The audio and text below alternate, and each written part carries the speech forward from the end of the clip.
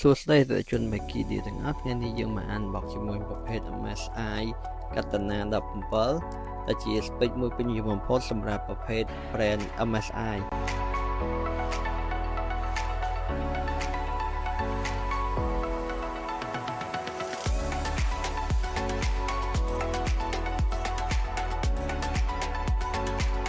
ប្រភេទនេះបំពាក់ដោយអេក្រង់7 inch 2K 240Hz